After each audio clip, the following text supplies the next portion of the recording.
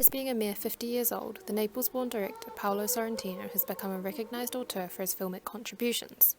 Having been influenced by many of his predecessors' films such as Federico Fellini's La Dolce Vita and 8½, Sorrentino's films tend to follow an ageing male protagonist as they reflect nostalgically on their past. Throughout this fond reflection on the past in his films The Consequences of Love from 2004, The Great Beauty 2013, and Youth 2015, Sorrentino emphasises themes of companionship, nostalgia, and the influence of female figures.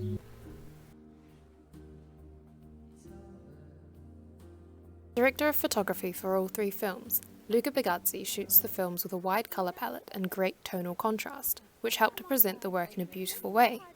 This was made particularly easy for the latest of the three films, which was the first of his films to be digitally produced. Often featuring beautiful mountainous settings, the films comment on the contrast between living life in the man-made cityscapes and living life immersed in nature.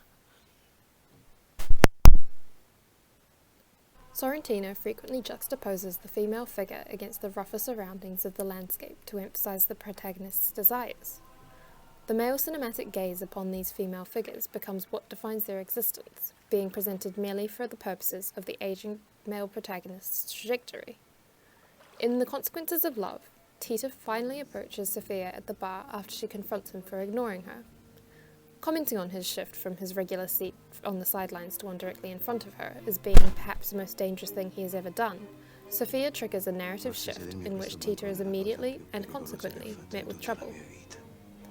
When Jep first meets Ramona in The Great Beauty, she dances seductively in front of him and her father.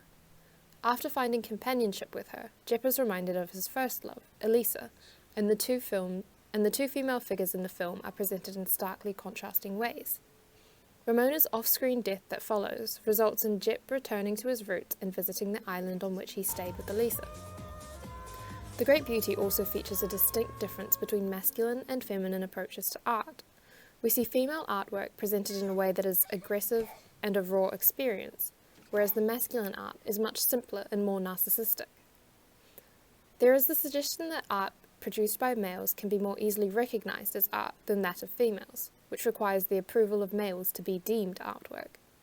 In a similar sense, Fred, as the composer in Youth, is seen as being irreplaceable, but his wife, who used to be the singer in his simple song, is easily replaced. Like the other two films, when Fred finally conducts his piece of music, he does so as a result of the external influences, such as female figures setting him on the trajectory.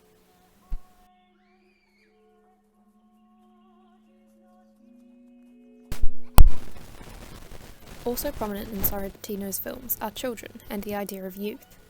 Although none of these films feature children with particularly big roles, the notion of childhood and youth is highly prevalent.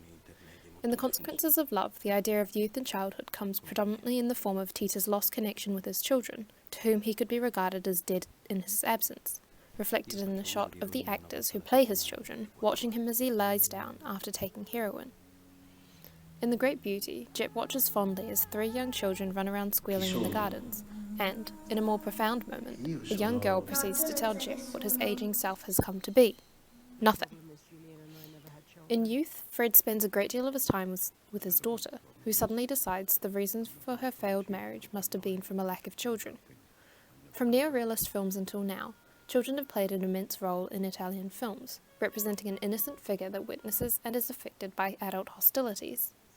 In Youth, an intelligent young girl approaches Jimmy, the typecast actor, and comments on her appreciation for one of his little-known roles, giving him a moment of profound contentment and changing his overall trajectory. In conclusion, Sorrentino's films are an artistic presentation of aging male figures reflecting on their youth and past successes. Although finding themselves no longer happy with their situation, the nostalgic reflections evoked by watching carefree children, along with the interjections of female figures, enable the protagonists to momentarily break away from their feelings of existentialism and feel empowered to take control of their life once more. For Tita, this ends in his noble sacrifice, ending his life but improving the lives of some of his companions around him. For Jep, this ends with him revisiting the island where he stayed with Elisa and deciding to write another book. And for Fred, this ends with him visiting his poorly wife and conducting his simple song for the first time without her.